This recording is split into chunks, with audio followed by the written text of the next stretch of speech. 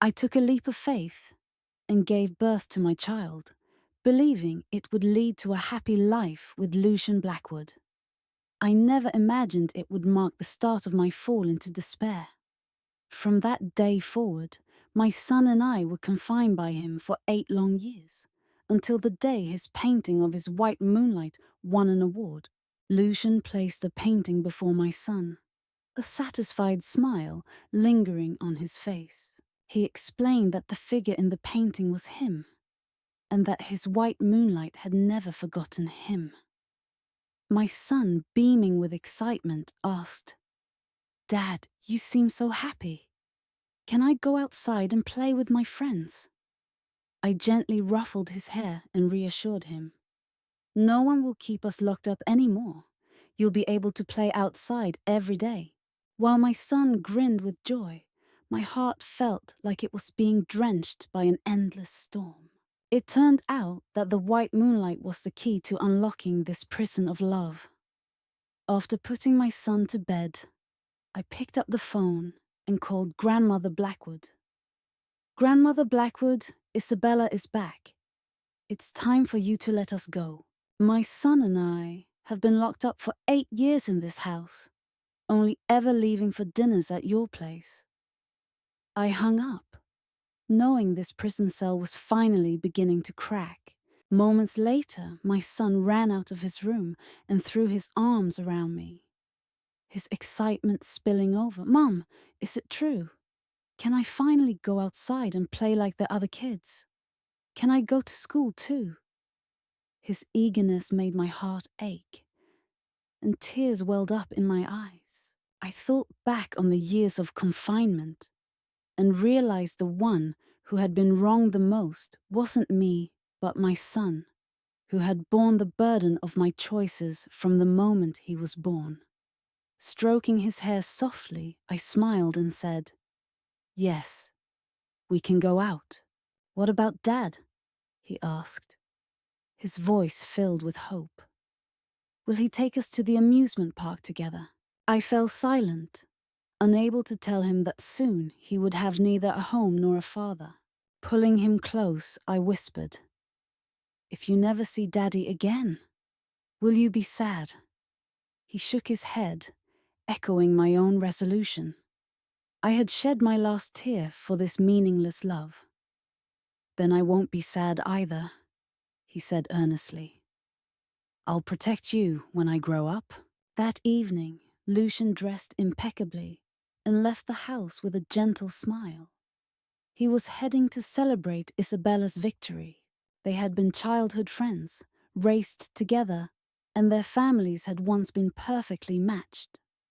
But when Isabella's family suddenly went bankrupt, Grandmother Blackwood opposed her joining the family. Despite Lucian's persistence, the grandmother's resistance remained firm until he resorted to extreme measures to change her mind. However, when Lucian proposed, Isabella declined, saying she wanted to pursue her artistic dreams abroad. Lucian spent the next year in silence, drowning his sorrows in alcohol at the villa. Eventually, Grandmother Blackwood introduced him to someone who vaguely resembled Isabella. One drunken night led to an unplanned pregnancy, and Lucian was forced to marry me. Yet, he never acknowledged the marriage or the child publicly. I fell for him at first sight, foolishly believing that having his child would make him accept me. But instead, I unknowingly built a cage for myself and my son, trapping us both for 8 years. Not long after, I received a call from Lucian, informing me that Grandmother Blackwood had invited us to dinner at the old mansion. Surprised, I asked, "You're coming too?" His response was curt, "Don't concern yourself with me." An hour later, I was seated at the dinner table with my son, but Lucian had yet to arrive. Grandmother Blackwood summoned me to her room and asked, "Are you sure you want to leave?" "Why not wait a little longer? I know my grandson. He'll come around eventually." I shook my head firmly. She sighed deeply and said no more. When I returned to the table, Uncle Edward and Aunt Margaret were doting on my son, remarking on how much he resembled Lucian. I thought bitterly, didn't they once claim he was another man's child? Only Grandmother Blackwood knew the truth, but her guilt kept her silent. To the rest of the family, she explained my presence by saying I was Lucian's best friend, abandoned while pregnant, whom he had taken in out of pity. At that moment, Lucian's icy voice cut through the air. This child isn't mine. The Blackwood family doesn't claim illegitimate bloodlines. He strode in, Isabella at his side, her high-end evening gown and flawless makeup making her look like a princess. Glancing down at my simple shirt and jeans, I felt a wave of inadequacy. How could someone like me compare with the perfect princess? When my son saw Lucian, he ran to him, calling out, "Dad!" But Lucian pushed him aside, coldly saying, "Don't call me that. I'm not your father." Turning to Isabella, he added with a smile, "Don't misunderstand. I only took them in out of pity." I hugged my son protectively.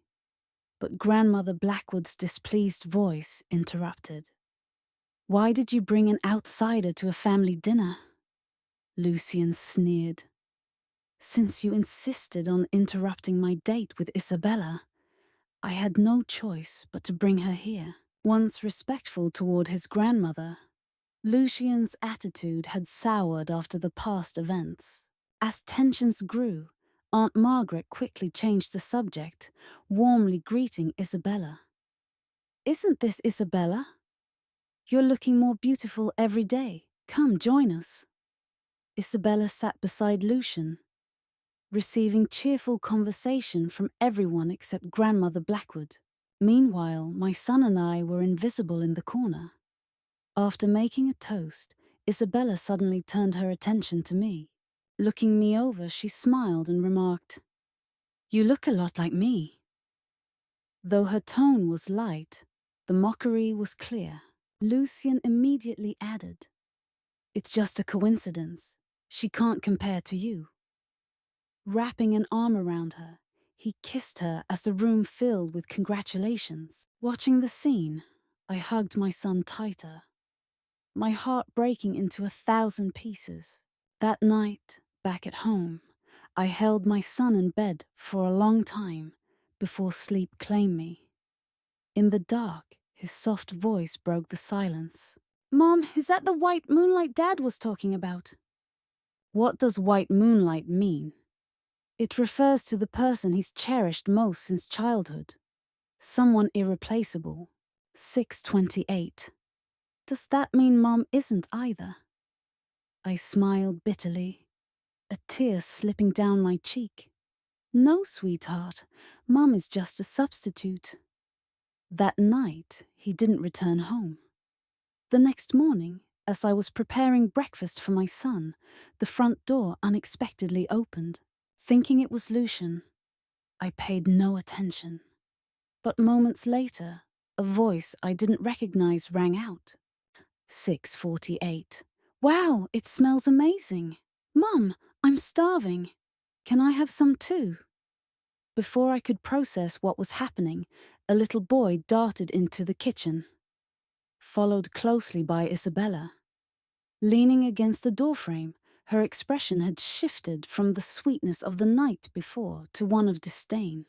"Did you hear that? My son is hungry. Hurry up and feed him."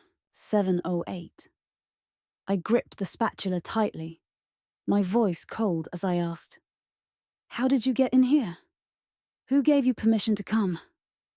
She let out a mocking laugh. "You, a mere stand-in, have no right to question me. I am the rightful owner here. You just took advantage of my absence. Lucian will eat anything when he's desperate." At that moment, my son stormed into the room and positioned himself protectively in front of me. 7:29. "Don't you dare talk to my mom like that." This is our home, so you both need to leave. Isabella's son responded by delivering a hard kick, sending my boy crashing to the ground. This is my house. My dad, Lucian's house. He said you're just guests here, so you should leave. I knelt down to comfort my son and was about to retaliate when the front door opened again. 7:51. Lucian entered, his expression tense. Isabella's son immediately began wailing, collapsing to the floor in exaggerated sobs. "What happened?" Lucian asked, picking up Isabella's son and planting a kiss on his forehead. He didn't even glance at his own son, who was still sitting on the floor. "Lucian, Daddy, I'm hungry," Isabella's son cried. "I wanted to eat Auntie's cooking, but she told her little boy to hit me." Isabella chimed in with a shaky voice. "Lucian, there's no need to hide it anymore. I can tell he's your son. It's our fault for intruding and causing trouble." 8:29. Before I could defend myself, Lucian stormed over and slapped me hard across the face. "I've let you stay in this villa for years, providing you with everything you need. Have you still not learned any decency? And you," he turned to my son, "is this how your mother teaches you? To bully others? Don't ever call me Dad again." Lucian's eyes burned with rage, a look I had seen too many times before. 8:48. In the past, even minor mistakes, like accidentally knocking over a gift from Isabella, would provoke his fury. Simply mentioning her name could send him into a destructive rage. I didn't bother arguing anymore. Even if I explained, it wouldn't matter. He no longer acknowledged either of us. 9:07. Suddenly, he grabbed me like a ragdoll, dragging me into the bedroom and slamming the door shut. "Grandma told me you want a divorce," he sneered, tossing the signed papers in my face. Forcing a bitter smile, I replied, "Yes. Isn't this what you've always wanted? Once I'm gone, you and Isabella can be together." His expression darkened as he grabbed my jaw tightly. "You think you can escape my punishment that easily? No chance. You seduced me into touching you and insisted on keeping the baby. Do you really think I'll let you off without consequences?" Terror gripped me as I began to cry, pleading, "Please let us go. It's been 8 years. Haven't we suffered enough?" 9:48. Just then, the door creaked open and Isabella appeared, tears streaming down her face. "Lucian," she murmured, her voice trembling. "Did I interrupt you? I'm sorry. I shouldn't have come back. If it weren't for me, you wouldn't even be considering a divorce. I'll leave." As she turned to go, Lucian immediately rushed after her, wrapping her in his arms. "Where would you go? I wouldn't feel safe if you and your mother were out there. My home is your home. You can stay here as long as you like. Eleanor will take care of you." 10:11. My heart plummeted into an icy void. A bitter laugh escaped my lips as I realized I was only being kept around to serve as their maid. His cruelty was unrelenting. Each day, I had to watch the man I once loved shower another woman with affection. It was like being stabbed 1,000 times. "Mason is hungry," he cooed. "Come on, let's get you something to eat. Don't cry." And with that, the three of them walked out together, as though nothing had happened. At 10:52. After they left, I called Grandmother Blackwood. "Are you going to take responsibility for your mistake?" I demanded. "I only ask one thing. Let us leave. And don't let Lucian find us." That evening they returned, Mason's arms overflowing with toys. 11:14. He raced around the house with a toy submachine gun, gleefully pretending to shoot. Lucian joined in, laughing and playfully pretending to be hit, collapsing dramatically onto the floor. Isabella sat nearby, smiling at the scene and occasionally cautioning them to be careful. My son and I watched from our room, peeking through a crack in the door. 11:33. The scene before us was one I had dreamed of countless times. A happy family of 3, full of laughter and love. But now, that fantasy was someone else's reality. My son turned to me with envy in his eyes. "Mom, that gun looks so fun. Do you think Dad would buy me one?" I smiled and stroked his hair. "Don't worry, I'll get you whatever you want." Late that night, after their games ended, Lucian called out to me. "Come here. Isabella wants white fungus soup. Make it quickly." 11:55. I didn't argue and went straight to the kitchen. While I worked, my son timidly approached Mason in the living room. "Can I play with your gun for a little while?" he asked, reaching out to touch it. 12:18. Mason let out a piercing wail. "Mom, he touched my gun. I don't want it anymore." Startled, my son fled to the kitchen, clutching my leg. Lucian entered moments later, his expression softening for the first time in years as he patted his son's head. "If you want one, I'll get you one next time," he promised. 12:36. My son's eyes sparkled with hope. "Really?" he asked eagerly. Lucian nodded, but turned to me with his usual cold glare. "What are you waiting for? Finish up!" I swallowed my pride and continued. But as I worked, I quietly said, "I've made enough for everyone. Why not eat with us? Let's make this meal our goodbye." Even my son looked at him with longing. Perhaps out of pity, his tone softened slightly. "All right, go grab it from your room. I'll be there soon." When it was ready, I prepared 2 bowls for Isabella and carried the rest to my room. Oliver and I didn't touch the food, waiting for Lucian to join us. 13:24. "Mom, Dad hasn't eaten with us in so long. I think the last time was when I was 4. "Well," I replied gently, "you have this chance now, so make the most of it. Say everything you want to him, because you might not get another opportunity." But we waited for over an hour, and he still didn't show. Opening the door, we found the living room deserted. 13:44. We decided to check upstairs, but as we reached the 2nd floor, the sound of a woman's voice coming from a room stopped us. My heart sank again, and I quietly led Oliver back downstairs. "Son, Dad's already asleep. Let's eat by ourselves. Write down everything you want to tell him, and he'll read it when he gets the chance." 14:01. Oliver didn't cry or throw a tantrum. Instead, he obediently fetched a pen and paper and began writing. Perhaps, like me, his heart had been hurt so often that he had become accustomed to this. The following morning, as Lucian approached me, I quickly rose to prepare breakfast, knowing he'd soon take Isabella and her group to the amusement park. 14:24.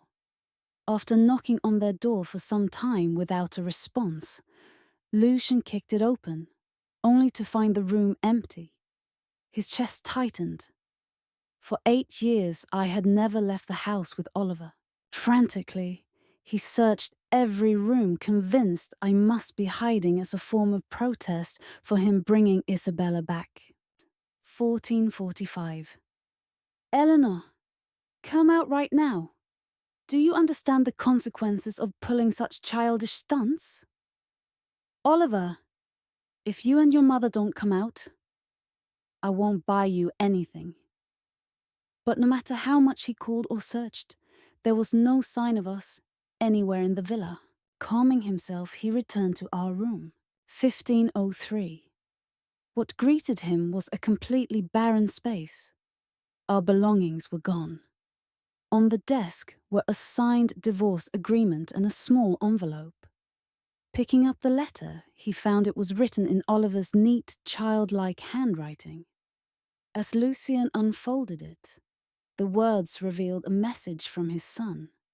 1523. Dad, Mom told me to write down everything I wanted to say, and I think it's a good idea. There's so much I want to tell you, but I'm scared to say it to your face because you might get angry. Dad, can we go to the amusement park together just once?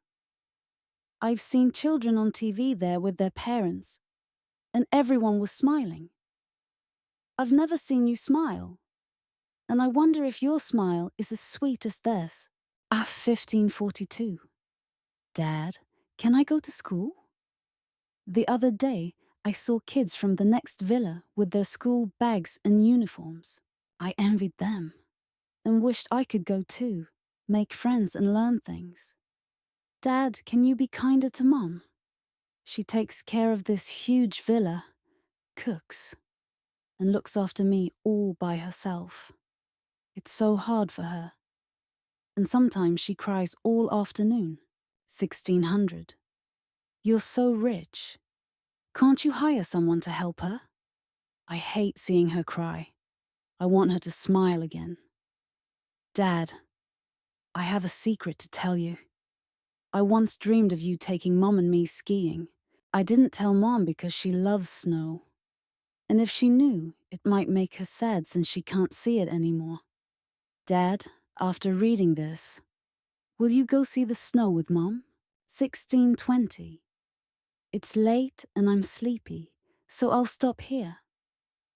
But before I finish, I want to say, Dad, I love you. And Mom loves you too. By the time Lucien finished the letter, tears filled his eyes. For the first time, he realized that this time he might truly have lost them forever. 1644. Isabella, standing beside him, tried to reassure him. They've probably just gone for a walk and will be back soon. Don't worry too much. But Lucien shook his head, tears streaming down his face. Maybe she never loved you, Isabella began, leaving without a word. Before she could finish, Lucien shoved her aside. 1702. She loves me. I said I'd never divorce her, and I won't let her leave me for the rest of her life. He rushed outside, determined to question the bodyguard who had been stationed at the door.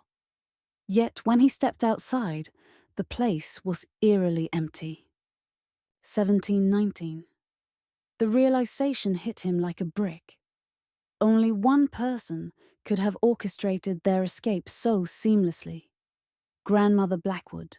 Ignoring Isabella's pleas, Lucien hastily grabbed a shirt and drove straight to the old mansion. Upon entering, he found Grandmother Blackwood calmly seated in the main hall, her prayer beads in hand as though expecting him. 1738. Grandmother Blackwood, where is Eleanor? Where did you take her? He demanded. She sipped her tea serenely, her narrowed eyes unflinching. If you don't love them, why not let them go? No way!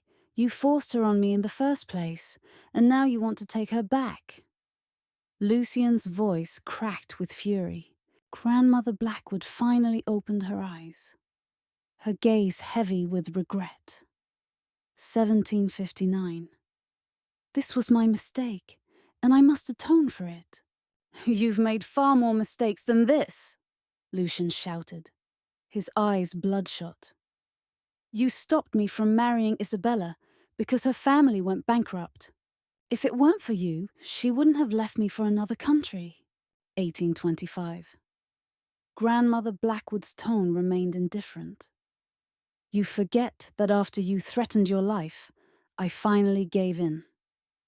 Do you know why she left? because she wanted more than you could give her. When Grandmother Blackwood had relented, Lucian had eagerly proposed to Isabella with roses and a diamond ring, only to be met with rejection. "Lucian," she had said, "our family has fallen, but I refuse to. I need to pursue my dreams. Please understand." Without looking back, she boarded a plane to England. The 1904. "Do you think I stopped you simply because of social status?" Grandmother Blackwood continued. "I never judge anyone by wealth, but I saw through her long ago. She's not someone who can commit. Half a month after she left, she married a British man to secure permanent residency. Her child is from her art teacher. I didn't tell you because I feared it would destroy you." 1938. Now she's back, and you see her as triumphant. But that painting, it wasn't about you. The man in the painting isn't you. It's her teacher. Lucian collapsed to his knees, weeping. "Enough! Stop it! No, she's not like that." Grandmother Blackwood smirked. "All the beauty you see is what you've created in your own mind. Yesterday, Eleanor told me how you wrongfully accused Oliver of hurting Isabella's son. I've already had someone retrieve the surveillance footage. Didn't you set up all those cameras throughout the house to monitor Eleanor and Oliver? Why didn't you check them before accusing her?" With those words, Grandmother Blackwood placed a laptop in front of Lucian. On the screen, Isabella's harsh words and her son's unruly behavior were unmistakably clear.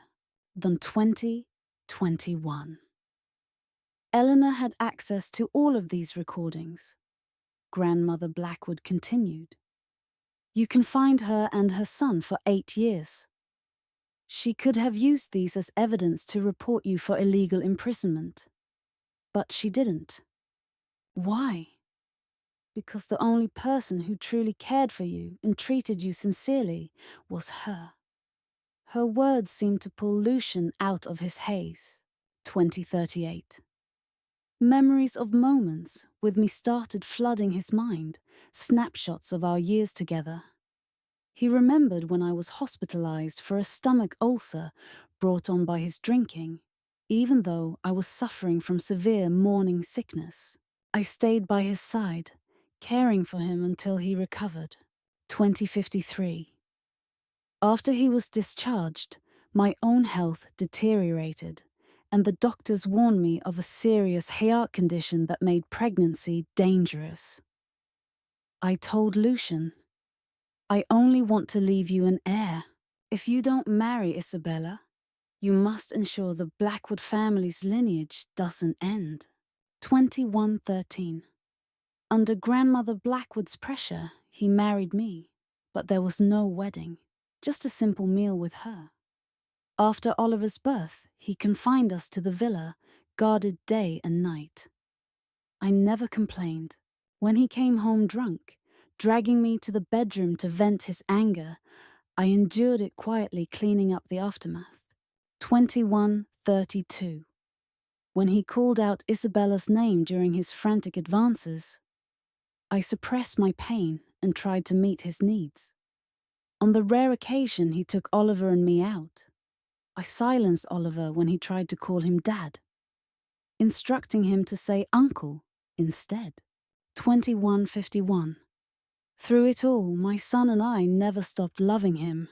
We remained unwavering in our affection, believing that one day he would change. But he took our devotion for granted, assuming I would never leave. This time, though, he was wrong. I left without a trace, taking with me the only 2 people who truly loved him. No matter how much he pleaded with Grandmother Blackwood, she gave him no news of my whereabouts. 2213. She coldly handed him the divorce papers and said, "Sign them. I won't interfere anymore. If you want to marry Isabella, I won't stop you." He returned to the villa in a daze. As he opened the door, a woman's voice greeted him. Lucian, you're back.